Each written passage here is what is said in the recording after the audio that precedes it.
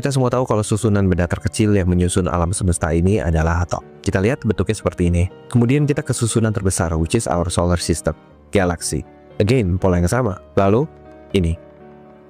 Kebetulan, aku percaya kalau atom dan semesta ini diciptakan oleh Tuhan yang sama. Dan satu-satunya praktek ibadah yang memiliki pola yang sama adalah tawaf mengelilingi Ka'bah. Terlalu subjektif? Bukti yang kedua, bilangan Fibonacci atau Golden Ratio. Rasio yang ditemukan di banyak aspek kehidupan. Dengan nilai mendekati 1,618.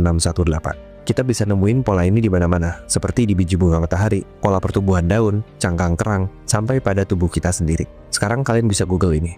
Jarak dari Ka'bah ke Kutub Selatan adalah 12.361,17 km. Dan jarak dari Ka'bah ke Kutub Utara adalah 7.631,68 km. Sekarang kita bagi jarak kutub terpanjangnya, which is Kutub Selatan, dengan Kutub Utara. Dan hasilnya 1,6197. Kebetulan, terakhir. Buat kalian yang dulunya anak IPA, kalian pasti tahu prinsip tangan kanan. Dimana ketika arah arusnya ke kiri, maka arah medan magnetnya ke atas. Sekarang kita lihat arah tawaf. Kebetulan, gitu guys. Semoga kalian suka video ini dan video ini bisa menambah iman kita semua. Dan ingat, jangan kenali Tuhanmu lewat kata orang, karena orang bisa salah. Yang Allah jamin kebenarannya hanya Al-Quran dan Nabi dan Rasul, khususnya Muhammad SAW. Kalian pernah mikir gak sih? Kan Allah gak suka manusia berbuat dosa. Terus kenapa Allah gak ciptain manusia yang gak bisa berbuat dosa aja? Beberapa waktu yang lalu aku ngeliat postingan tentang ChatGPT yang ditanya kalau dia jadi manusia selama 1 hari, dia bakal ngapain aja? Dan jawabannya bikin aku mikir banget. Di antara jawaban-jawabannya, ChatGPT bilang kalau dia mau ngerasain nangis, buat tahu rasanya pusing gak punya jawaban. Dan dia pengen mess up, pengen kepleset di jalan, salah ngomong, bahkan sampai malu di depan publik. Karena menurut ChatGPT, kesempurnaan itu dingin, sedangkan kesalahan adalah tempat jiwa bernapas. Dan kalau kita pikir-pikir ya, Allah tuh bisa banget nyiptain manusia gak berbuat salah. Contohnya udah ada malaikat, gak punya hawa nafsu, selalu beribadah, bahkan gak butuh makan dan minum. Tapi kenapa Allah nyiptain manusia bisa berbuat salah? Bahkan manusia pertama yang Allah ciptakan secara langsung aja, Nabi Adam, itu berbuat dosa. Kalau semua manusia itu sempurna, gak ada yang berbuat dosa. What's the point of life? Ibarat kalian nonton film dari awal sampai akhir, gak ada konfliknya, damai-damai aja. Ya kan gak seru, ngapain ada filmnya? Dan ingat, Allah itu maha bijaksana.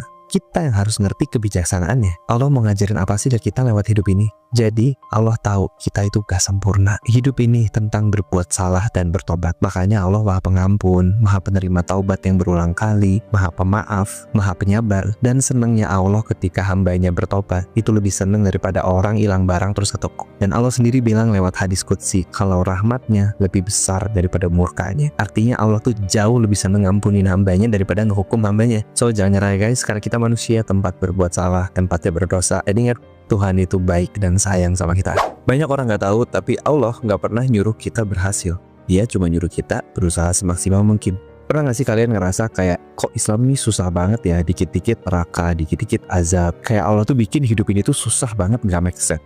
Dan akhirnya gak sedikit dari kita yang, ya udah, kalau gitu, berbuat baik juga masih bisa masuk neraka. Ya kenapa gak sekalian aja gitu. Nah, aku tuh mikir-mikir kayak, kenapa sih kita bisa ngerasain kayak gini ya? Padahal sebenarnya ini gak gitu deh. Menurutku ya, kenapa kita bisa ngerasain kayak gini? Karena agen-agen yang memperkenalkan Islam ke kita itu membuatnya terlihat seperti itu. Padahal Allah memperkenalkan dirinya ke kita dari sekian banyak namanya. Dia memperkenalkan dirinya dengan Maha Pengasih lagi Maha Penyayang. Udah, 2 itu aja. Allah gak pernah nyuruh kita berhasil. Allah cuma nyuruh kita berusaha semaksimal mungkin, semampu kita. Quran Surat At-Tagabun ayat 16, bertakwalah kamu sesuai dengan kemampuan.